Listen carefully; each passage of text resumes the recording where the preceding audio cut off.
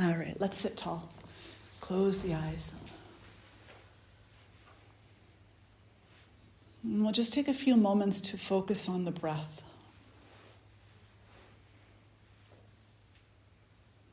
As you breathe in, notice that nutrients and oxygen are nourishing your body. Much of what you need is contained in the breath. Much of what you need to survive. And you receive that every time you breathe in. Isn't that something to be in awe of? There are certainly other things like food and some level of functionality of the systems of the body. But on a very basic level, the breath truly does feed us an immense percentage of what it is that we need to survive. So breathing in, be grateful. And with each breath out, understand that the breath is detoxifying you. It's relaxing you. It's offering you an opportunity to let go of that which doesn't serve you any longer. Of that which might actually eventually make you sick. It's emptying you out for some greater delight, for some more useful substance. It's releasing what you don't need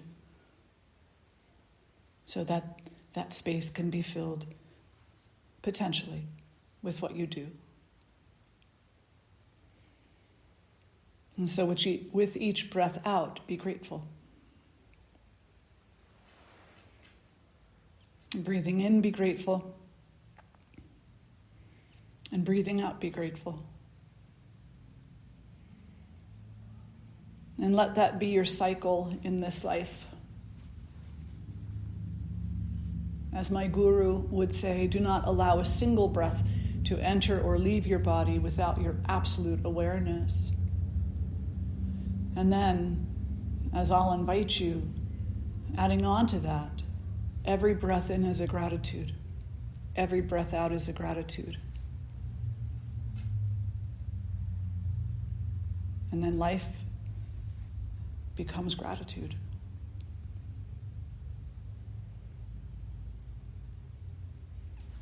And draw the hands together in front of the heart. We'll lift our voices in one Om, followed by the invocation mantras. Taking a breath in. Om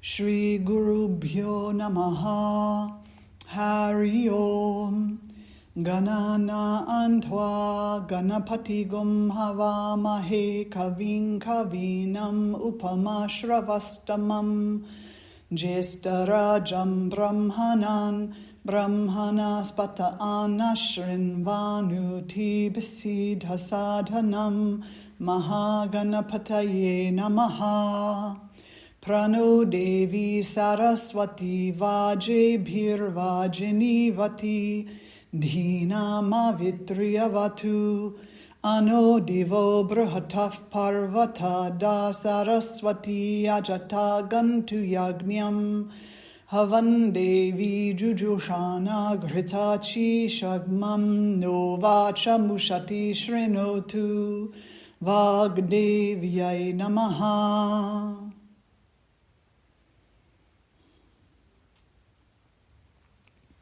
And releasing the hands and fluttering the eyes open. Oh, delight or despair? Delight or despair? That's what this whole life comes down to. The choice between delight and despair. And what a choice it is, because it's always with us. This choice is always right in front of us. Always right now. Should I feel delighted to be speaking? Should I feel despaired to be speaking?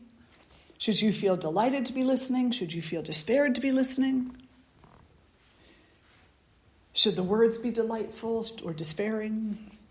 It's always with us, you know. You go to eat a meal. Is the meal delightful or is it despairing? And if it's decided that the meal is delightful, why? And if it's decided that the meal is despairing, why? What fed into that decision? Look at this morning. Isn't it beautiful? Look at it out there. It's so lovely. Any of you see the sunrise this morning? Absolutely a spectacle of beauty. So beautiful. The colors coming across the sky, and it's crisp this time of year because of the cold, right? So happy winter, everybody, by the way. Yeah. Delight or despair? Delight or despair? It's your choice, you know? I'm not a winter person, and I acknowledge that about myself wholeheartedly. If I was left to my own devices and I wasn't being compassionately disciplined with myself, I would lock myself away in my room from today until sometime in May when the weather hit 65. And I would just have my heat on really high and 5,000 blankets over me and enough coffee and hot chocolate to get me by, and I'd be happy. But the compassionate discipline within me says, whoa, wait a minute, you know. You don't enjoy the cold weather, generally speaking, but you're okay with it. Nothing happens to you other than getting chilly. It's not like it does something bad to you, you know. So there's not really a valid reason, not a super valid reason, to have despair in this wintertime as a choice. I'm not talking about seasonal affective disorder. So why don't you look at the coin another way? Look at the coin in a way that allows you to flip it to the delight side. And so what do? I wake up and the first thing I look at is the sunrise, because it's a promise of warmth. And not only is it the promise of warmth, but it's also the beautiful colors that stream across the sky. And those colors are so crisp and clear right now because of the coldness, because of the cold, which kind of keeps everything, I don't know, suspended, you know. It keeps everything suspended. It almost freezes things in situ, in time and space, and makes them even more vibrant. What else is there to delight in this time of the year? Well, silly as it might sound, I get to continually experience rewarming. I love the feeling of getting warm, you know. And so that will be a continual experience every time I come in from outside. So I get to experience that over and over again. And another thing to find delight in is that in this time of the year, I also get to have deep compassion for myself. For those days, like if we get snow and I'm shoveling the snow, understanding the hard work that my body is doing. For the morning after that, when my low back is yelling at me for shoveling all the snow in one fell swoop, then I get to have compassion for myself, for the injuries that my body has sustained in this life and how they're being carried forward. I get to have compassion for myself when I'm out in the cold weather, feeling cold and feeling how this body reacts to the cold weather when it does get frigid, when the fingers are cold, when the toes are cold. I get to have compassion for this body. And I also have the opportunity to take delight in knowing that it's this body, it's my vehicle that's having those experiences. I'm linked to it somehow, but it's not actually me. Because am I this body? No. So do I get cold in winter? No. The body gets cold in the winter. The body is affected in the winter. And the mind is affected in the winter. But the true self is unaffected always. I know it's enough to blow your mind, right? Okay, we're done for today. Let you sit with that for a while. But it's real, it's true. And here's how we can start to explore that. Everybody sit up tall. Put your hands in your lap and close your eyes. And as you're sitting here with your eyes closed, notice your physical body and all the sensations that are swimming around, swarming around, moving around, pulsating, changing. Tightness in the knee, freedom in the knee. Maybe there's an openness around the heart or a tightness around the heart, emotionally speaking. Maybe there's a slouching in the physical body or a lengthening of the physical body. Maybe there's pain in the low back. Maybe the breath is shallow or deep, difficult or easy. Whatever is there for you to notice as much as you possibly can. Notice the areas of tension and the areas of freedom, the areas of difficulty, of despair, and the areas of delight. And then that eye of awareness that you're using to pay attention to your body, turn it to itself. Turn it to itself. Turn it to the space of the self.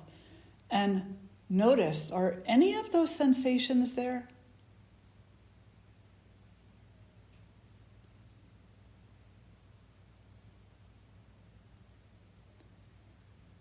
Is the inner eye of awareness feeling those sensations, or is it simply aware of those sensations?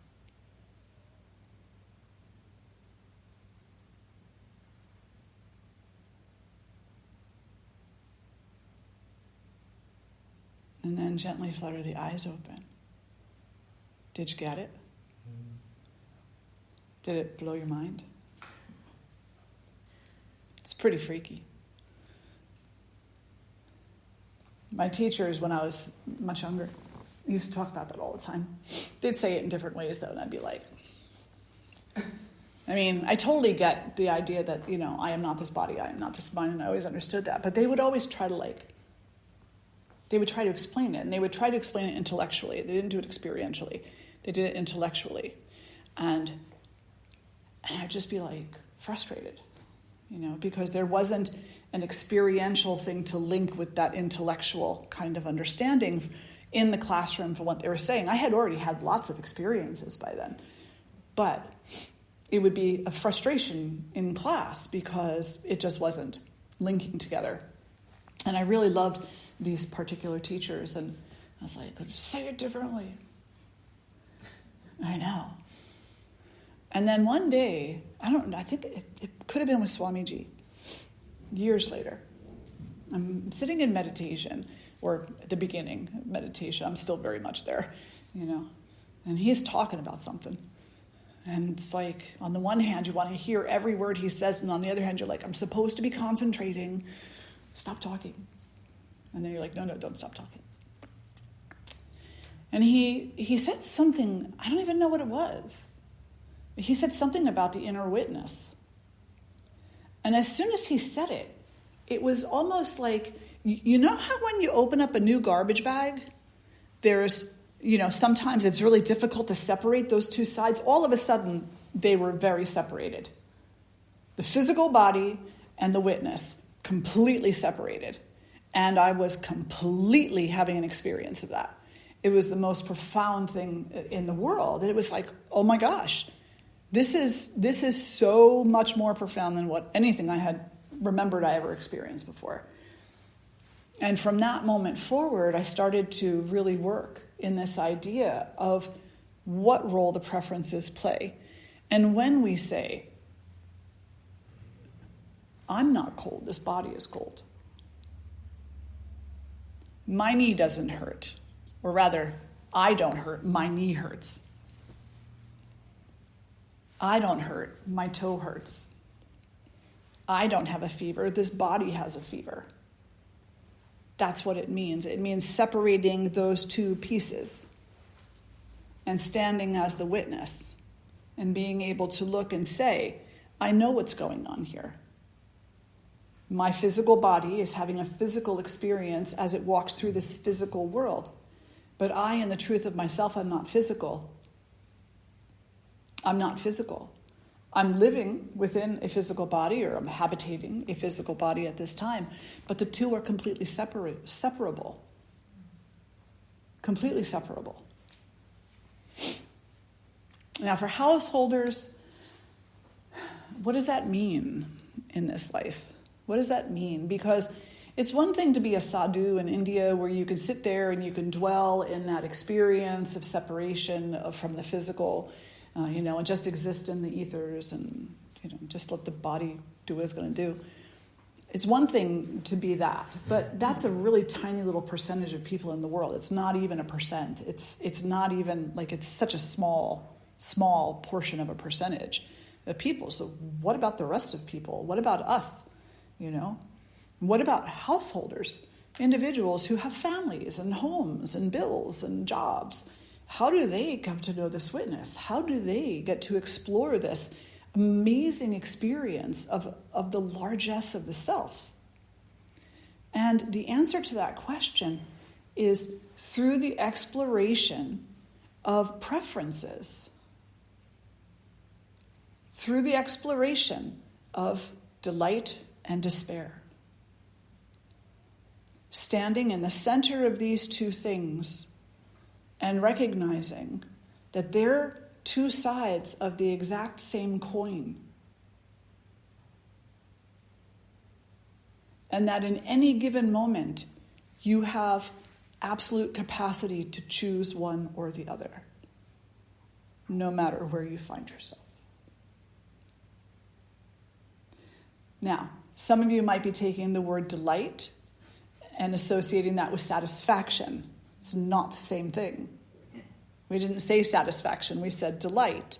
Some of you may be taking the word delight and associating it with feeling good, really enjoying and not being irritated. That's not it either. Have you never had delight when you were irritated? Who here has had a sense of delight feeling irritated? When you feel irritated, okay, let me see, how do I say this? So every once in a while I get pissy. I get perturbed.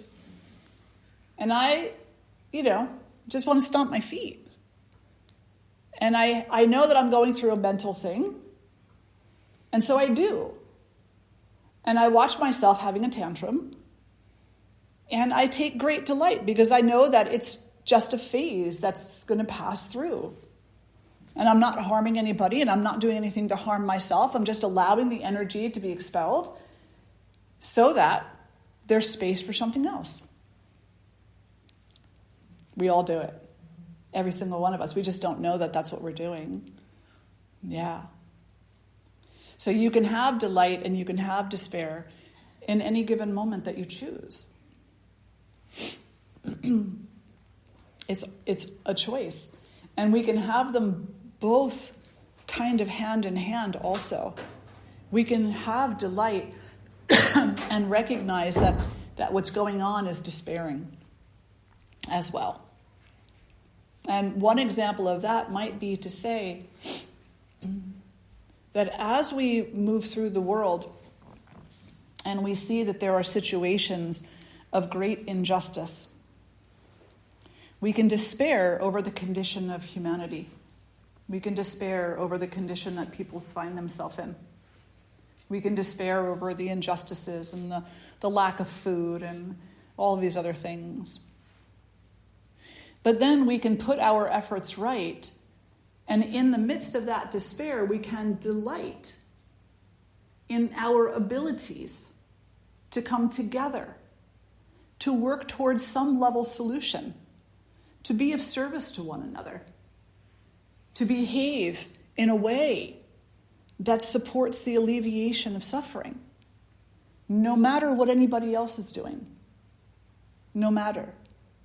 We can take delight in service, in being of service. We can take delight in being a solution finder, or at least contributing to it. We can take delight in not being the despairing agent in the room, because there's enough of that, right? There's enough individuals saying negative, negative, negative, negative, negative. We can take delight in not being that person and in offering a different perspective. And it's not putting on rose-colored glasses, because we're well aware of what the problems are. In our own life, we can say, these things are not situated the way that I prefer them. And that is causing me mental irritation, emotional pain. But you know what? I have the opportunity to work with them. I have the opportunity to explore and to discover where things are not aligned with my virtues, where things are not aligned by my chosen ethics. And I get to do the work of realignment, and you can delight in that. So even when things are despairing, you can take delight. But what about when the other person is like being an ass? So they're being an ass. Let them be an ass. That's their job. Whatever. That's their path. They have to be an ass until they're not an ass. If that makes any sense. If you allow their behavior to be what dictates your choice, then you have no choice. You're a slave to their behavior. Period. You are not an independent thinker. You are not an original mind. You are not someone who is spiritually empowered. You are not behaving as someone who is steadfast and placed strongly upon their spiritual path. If you allow your entire life to be pulled, pushed, lifted, and lowered down into nothing by the attitude of another human being, then you don't understand. Even if intellectually you have the information, you don't understand. Because you're still in the trap of happiness comes from outside of me. Because that person in their physical body is outside of you. They're not inside of you. They're not you. Not talking about spiritually. Spiritually, of course, you're all one. But in this physical world, they're not. So it's the most difficult thing in the world. But when we have friends or family who are what we could call misbehaving or just being asses, then the best thing that we can do is just leave them alone and let them work through it. And maybe by doing that, they'll have an aha moment similar to the ones that you've had. If we stop trying to push them into having an aha moment and pull them toward the aha moment and connive their aha moment and negotiate their aha moment and demand their aha moment, maybe if we just back off and say, you'll figure it out. I have 100% faith in that. And then you can walk away delightful knowing that you didn't say whether you meant a day, a year, a life, or 10,000 lives. That's their problem, not yours. And you didn't hurt them. And you didn't curse them. And you didn't damn them. And you didn't demand them. And you didn't put them in a place where they have to feel badly, poorly, guilty, because they can't meet your requirements. Because they can't feed your delight right now, as in the choice of delight or despair. They can't feed that choice right now because they're in a place.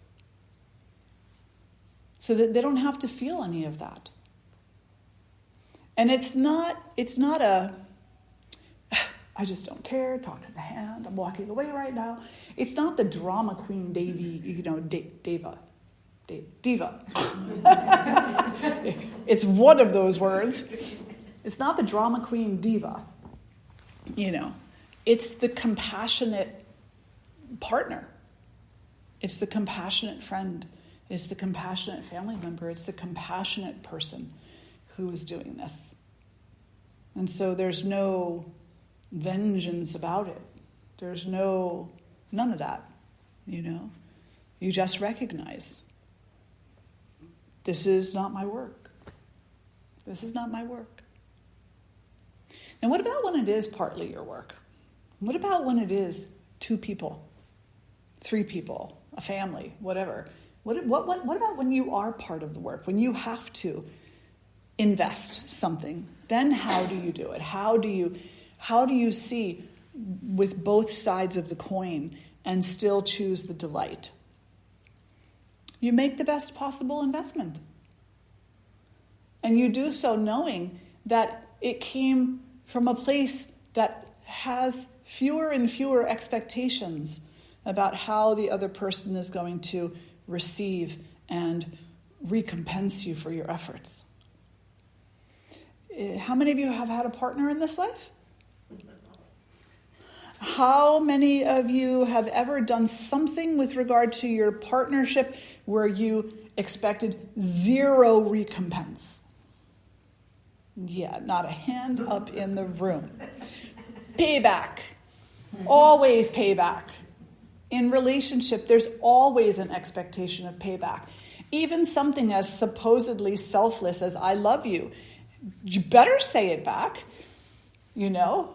You ever watch that in those rom-com movies where the one, what was it recently? I don't know. There was something going through Facebook about how, what's her name? Adele is dating some guy. I don't know, for like 3 years or so. I didn't even know she was dating somebody. So it's like this big headline. He disses her. Did anybody see that? I don't know.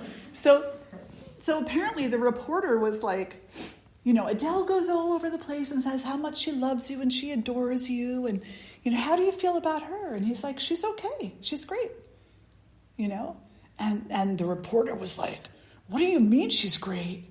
Like, she tells everybody how much she loves you. She adores you. What's your response to that?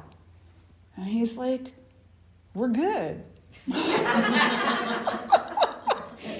the reporter keeps asking him. And I acknowledge it. The article sucked me right in with the headline. I don't remember what it was, but it was some kind of slang term. I don't know what it was. And the reporter's going on and on. And finally, good for Adele for knowing the difference, right? Finally, this person says to the reporter, look, my relationship is private. I'm not going to talk to you about the way I feel about her. She's great. We're great. You don't need to know any more than that, But could you imagine if it was you sitting there and it was your partner? And somebody said to your partner, so, how do you feel about Noelle? She says she loves you and adores you all the time. And the person says, she's great. So my partner would say, he'd say, she's all right. That's what he'd say. She's all right. And is there ever a little voice inside of you that says, not anymore. But was there ever? Keyword, was there ever? There was a voice inside that said, what do you mean I'm okay?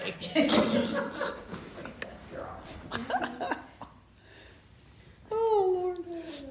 So everything that we do in regard to our investments in relationship, the first thing we have to do is understand that there is this expectation of recouping our energy, of them giving us something back in place of what we've given them, what we've have invested. And we need to understand that that's there.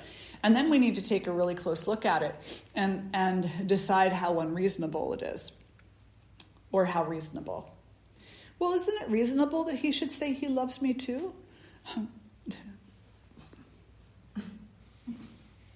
It's a word. I don't know. It's a word that doesn't mean a whole lot to a lot of people. What's more important, the word or the action? I don't know. I would prefer to see that my partner loved me rather than to just hear it. Because if you hear it but you don't see, if you don't witness it, then what happens? What do you become? Confused. So I rather witness. and then allow that to guide me rather than just hear it, because that's pretty much, what it is a lot of the time. People say things to us because they know it's what we want to hear. Would you all agree? Mm-hmm. Yeah. My kids used to say stuff all the time because they knew it was what I wanted to hear. Yeah, Mom, I'll be home on time, I promise. Yeah, Mom, so-and-so's parents are going to be there all weekend. Yeah. Okay, back to the story. So when it comes to those times where we do need to invest in, a communal energy, then we do need to understand what our expectations are. And we need to understand the reasonableness versus the unreasonableness of those expectations. We also need to understand the words, the language that we're using to define our expectations. Well, we said that we were going to split the chores in the house because we're both working full time. What's that mean? What kind of a split are we talking about? We need to be more skillful with our languaging. What exactly is splitting the chores? Well, I kind of thought that you would take the garbage out, that you would mow the lawn, that you would do the dishes after I make the dinner. And kind of thought about is not an agreement. It's an assumption. And you know what they say about assuming. Good. Do you know what they say about assume? ASSUME. When you assume, you make an ass out of you and me. It's a beautiful, beautiful little acronym, or whatever you would call that. Yeah. What would you call that? An acronym. Yeah, okay. So understanding your language and how you're using your language, and then becoming very skillful at your language so that you can more and more hone in on what it is that you're trying to achieve. And then understanding, as the Bhagavad Gita so eloquently shares with us, Krishna so beautifully says to Arjuna, you have a right to the work only. You do not have a right to the outcome. The outcome is not yours. The outcome is just the continuation of the energy into another situation. So do the work. Do the work skillfully. Do the work with mastery. Do the work with intention. Do the work knowing that it's not despair or delight. In this human experience, it's always both. Always. Because they're two sides of the same coin. So don't fall into the trap of one or the other. That's kind of first level. So does that make sense? Does anybody have questions or reflections at this point? Are you sure? Okay. So I said don't fall into the trap of it's one or the other. First level. Because everything that we see and do and experience in this life, it is the mind coming forward, the ego aspect of the mind coming forward and saying, oh, is this going to be despairing or is this going to delight you? Will you hate this? Will you love this? Will this be great? Will this be not great? It's always that choice, no matter what words you put to it. That's always the choice that we're faced with. When we say it's despair, we've just taken all potential and wasted it, thrown it out the window, given up hope. When we say this is despair only, we've given up. There's no place to go from there. There's nowhere to go. Would you agree? Yeah. So even in the most difficult of moments, even when we're facing the most painful of situations, we should really try in a moment to recognize, to at least say softly and kindly to ourselves, this is a very, very painful moment. But it is a moment that is constantly changing. And while I might not be able to see the end of it right now, or to see the change, or to even really know that the change is happening as I even think this thought, I'll put my faith in that because I know it to have been always true before. And it will be true now. This too shall change. So we can acknowledge the deep pain. We can acknowledge the despair. We can feel it. We can even be with that heavily for a while. But the key is try not to think that that's all there is. Otherwise, where we find ourselves is in severe chronic depression and to all the places that leads us to. There's grief counseling. We do grief programs here several times throughout the year. There's so many different books out there right now that deal with grief. And grief is not just when someone dies. Grief is something that we experience whenever we choose despair with no acknowledgement that delight even exists. Whenever we get lost in despair, grief will be there waiting for us.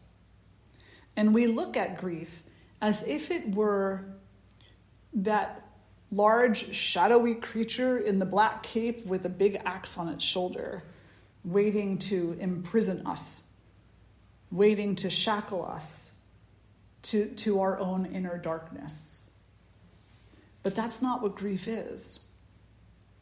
That's hopelessness. Grief is actually the path to walk through the shifting, changing experience from sense of loss and difficulty accepting it to integration of the loss and the difficulty accepting it. Should I say it again? I might be able to. Okay. It'll be on there, on the recording. Because grief brings us to a point, if we follow it, if we do the work of grief in all of its stages, which don't happen 1, 2, 3, 4, but are really messy and obtuse. But if we follow them all, and if we do the work of grief, then what ends up happening is that we accept our inability to accept. We say, I accept that. I recognize how difficult this loss has been, and that there is a huge part of me that does not want to acknowledge that this has happened, that life is different, that I lost my job or my partner or whatever it happens to be. I accept my limited ability to accept. Does that make sense? And then from that place, there's a deeper integration because there's compassion there. There's compassion for yourself there. It's like, when Humpty Dumpty fell off the wall and broke into 1,000 little pieces, did he say, I suck? No. I don't think he said anything. But when you fall off the wall and break into 1,000 little pieces, what do you say to yourself? I suck. How about you don't say that anymore? How about you say, I fell off the wall and I've broken into many pieces. And this too can heal. This too can be whole. This too can bring me to better and greater realization of myself. This too is part of my path. This too is sacred. So I'll have compassion and care for the parts that feel broken. I'll keep them close rather than judge them harshly. Yeah? That's part of the grief process. It's the rebuilding phase. It's part of the rebuilding phase. It's part of a lot of the different phases, actually. But and so this grief carries us. It carries us from being lost in despair toward and even into the rediscovery of delight. Because when you're able to treat yourself that way, you fall off the wall, you break into 1,000 pieces. And instead of saying, I suck, you treat yourself kindly with compassion. You nurture yourself. You choose, you make the choice to continue to see your own wholeness. Is there delight in that? Yeah. Delight by way of relief. Delight by way of relief. It's huge, isn't it? Mm-hmm. So delight isn't satisfaction. It's not everything going smooth all the time. Sometimes the weight on your shoulders has to get pretty freaking heavy in order for you to even know what relief is when those weights finally come off. Sometimes you have to fall off the wall and break into 1,000 pieces. And then say to the army that comes to put you back together again, is that what they were? No, it's cool. I got this. It's good. I mean, if you want to help, you can. But otherwise, this will heal with compassion coming from myself first. And then there's delight in that. Because that is a reclaiming and a recovery of your own inner strength, of your own inner light. Now, the other end is choosing delight only. No, that's just painful. Right? That's just painful. Everything is always going to be my way.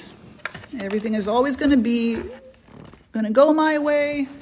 I'm going to just be happy all the time. I'm never going to be discomforted. Everyone's going to like me. Everybody's going to compliment me. Life is going to be what I want it to be. I'm going to go out and take the world on and make it what I want it to be. And there's a world of pain and suffering there. When we choose delight only, that's all that there can be is delight.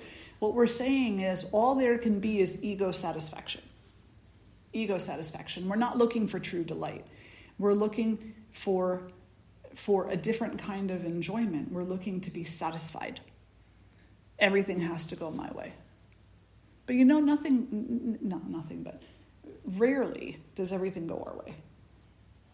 Even when things seem to be going your way, there's something going in the opposite direction. Let's just say you're at work and you get a raise. Could have been a higher raise. But that one person in the review turned around to your boss and said, no, that individual shouldn't get an 8% raise. Give them 2%. So you got the 2% raise. Could have been an 8% raise. But there was something swimming against the current, right? So there's always, even when something good happens, there's always going to be an influence there that's pulling things in the opposite direction. Sometimes you'll know it and sometimes you won't. And the times when you know it, it will ruin you. It will ruin you. Because what happens? You got a 2% raise. That's a great percentage of raise. It's pretty common, actually. But you knew that you were up for more. And you had a good inkling that that person was in the room when the decision was made. So what do? You walk around celebrating the fact that you got a 2% raise? No. You walk around cursing the person who took the rest of it away from you. You plunge yourself into despair because you demanded delight only. And delight by way of the ego, not by way of the heart. Yeah. But there is another way. There is another way, and this is kind of like top tier. There is another way of choosing delight only. And I'm trying to think of the best way to say it. I guess just to say it. There's another way of choosing delight only, and that is by folding despair into it and saying they're all the same in the end. They're all the same in the end. the things that I see as despair, the things that I see as delight, neither one or the other. They're both parts of each other. There's no way to separate them. They're like Ardhanarishwara. They're forever intertwined. So rather than continually talking about them as if they were separate, and in my own intellect sounding delusional, I'll just accept them for what they are and forget them. And instead, do the work. Just do the work. And just take joy in doing the work, whatever the work is that comes to you. And not only taking joy in doing the work, because it's not easy to decide. Like if I came here, if I said to my husband at that point in time, I want to develop an ashram. I want to do this for me. And that's my only reason. We wouldn't be sitting here right now. Given the flood in the basement and the roof and, the waterfall in the auditorium and the cost of the electric bill and the township in the early days, they're wonderful now, but in the early days, no. The neighbors, right? Some of them, not all of them. We wouldn't be sitting here. If I was doing this only because I wanted to, this would have been done a long time ago. And I would have been like, let's just go to the beach.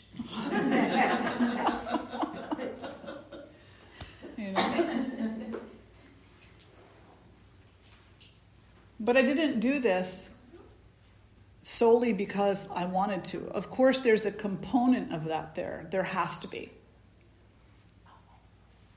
But I did this because this is my devotion. This is my offering. This is my way of saying thank you. This is my way of praying. This is my way of serving. And it's not just my way of serving. There's a lot of beautiful people here serving. Michelle, take a bow. There's a lot of beautiful people here serving. You see them all the time. Cindy, every Sunday morning. Everybody in the kitchen. You've been in the kitchen before? Yeah. Have you served in the kitchen? Oh, talk to Michelle. She's bringing students, though. There you go. What a beautiful service, by the way. I understand yesterday was wonderful. Oh, that wasn't what? That was a different that was a different group. She's bringing the teens. Oh, gotcha. Okay, Yeah. okay. Well, I'll say that to you that day, but hopefully I'll be well and I'll come down to be there. But do you see what I'm saying? What I'm saying is this higher level delight is when there's no differentiation between despair and delight. You simply do the work. And if the work is painful, then you do the work. And if the work is easy, then you do the work. And if the work is gratifying, you do the work. And if the work is irritating and not gratifying, then you do the work. Because what is always gratifying in the midst of all of that is the service, is the offering. Knowing this is my offering. I'm doing so many different rituals daily right now as just part of my spiritual path. And in the one of them, at the end, and it's a fairly long one, at the end of it, then I say, everything I have just done, I have done solely to give to you. Everything I have just done, I've done solely to give to you. Selflessly. This is just for you. It's not for me. And in stating that and in meaning that, I don't have to be as concerned about how much I like it or don't like it, of how convenient or inconvenient it is. And how do you say that when it's a personal pain? These tears I'm crying, I cry them solely for you. I give them to you. They're my offering to you. this stress that I feel because things aren't going the way I want them to in my life right now, I give that to you selflessly. I give it to you. This joy that I feel, this happiness, this clarity I have today because it's my first really wonderful, healthy day, I give it to you. I give it to you. And all the work that comes along with it, I give it to you. Why? Because I don't know what the hell to do with it. I'll just go to the beach. Right? Does that make sense? What questions do you have? I see several of them. I have one from the beginning. So this might sound childlike, but I'm just going to... There's no silly questions. So when we're sitting there, you're saying, so feel your physical self and all the stuff you feel. And then you said, okay, now find your inner self. And I'm like, well, where am I looking for that? I'm like, where is it supposed to be? So like, you find a spot, but like, I don't know. I don't know. I don't know if you can explain that a little bit better. Yeah. So number one, you do know. Number two, your ego doesn't know. Actually, your ego does, but doesn't want to know. Mm-hmm. So when you go inside of yourself,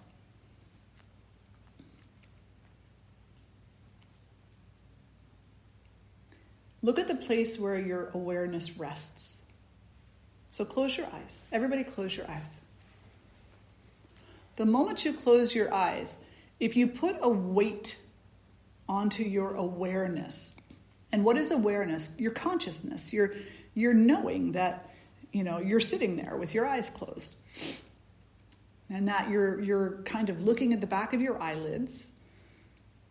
There's an energy that's performing that looking. Put a weight to it and find out where it rests inside of you. It could be right there behind the eyelids. It could be a bit lower toward the base of the skull. It could be down by the heart. It could be at the base of the groin. Where does it rest? Just take a few breaths to feel that, to explore that. Where does that awareness rest?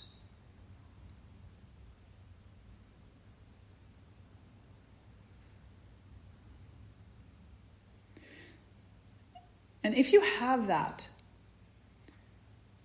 start to imagine that awareness is a ball of light.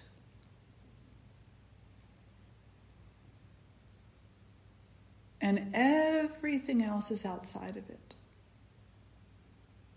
The tissues of the body, the ligaments, the tendons, the muscles, the veins, the arteries, the organs, the muscles, I said, the skin, the eyeballs, all outside that ball of light. But the ball of light is aware of them. It's aware. It can see them in a way that is not definable by words. It knows them, but it's not them.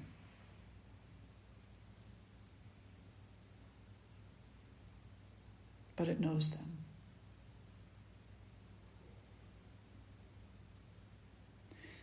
Keep your eyes closed and stay aware of that ball of light within you. And place your left hand on your left knee and feel the warmth of the hand on the knee.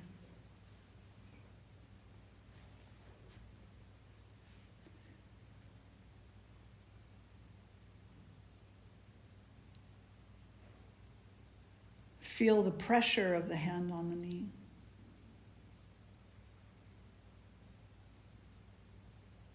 There is awareness of those sensations. The ball of awareness is aware of that, but it's not it.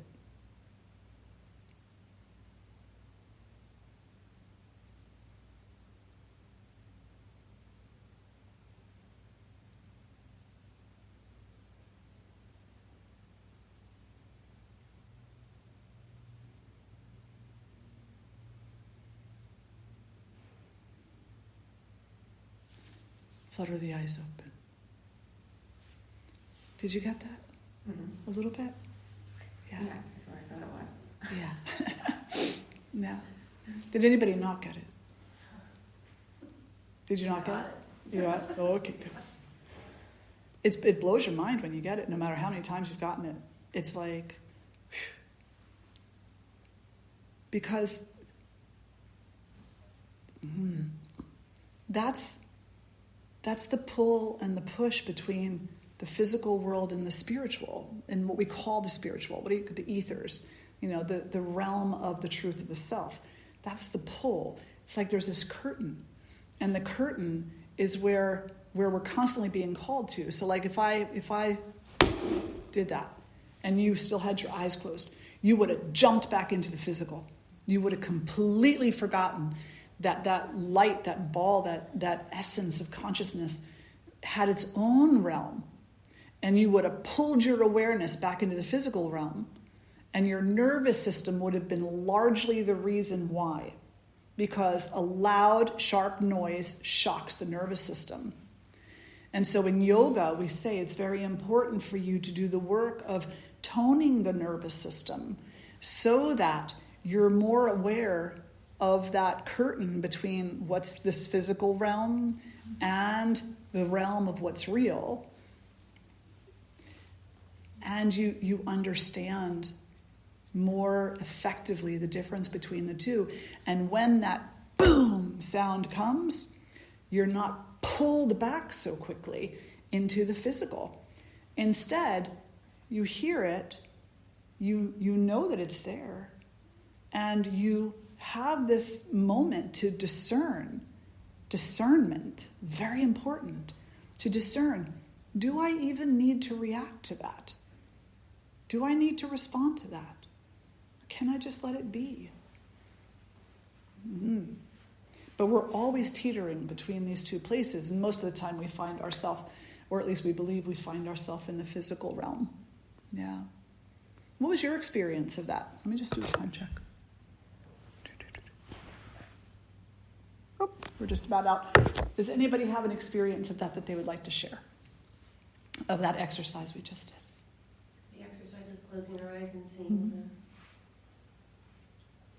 I brought tears to my eyes. It brought tears to you? Yeah, when I sit and that focus on that spot, for me it's my head, and I can see the light, and just that practice of sitting and allowing it to just be there, and that remembrance that all of this isn't that. Mm-hmm. It's so humbling. It is so humbling. Absolutely. I just feel like it's energy. Mm-hmm. That's just how I looked at it. Yeah. And it's an energy that will continue on after this body is finished.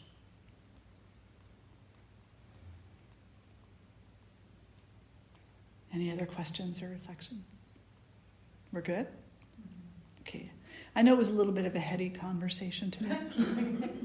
But if we were going to break it down to something that's very practical and usable, just remember in more and more moments, as best you can, that every single thing that you encounter in life is a choice between despair and delight. And where do you gravitate? Which one do you gravitate toward? What's your deal? And if you find that you gravitate more toward despair, try a little bit more delight. And if you're having a hard time knowing how to do that, just continually see what you're doing as service, as an offering, as an opportunity to investigate and explore the truth of yourself, the greater truth of yourself. Just let that be it for now. Which one are you choosing? Choose wisely. Sit tall, close the eyes, draw the hands together in front of the heart, and with great delight, we'll lift our voices in one Om. Take a breath in.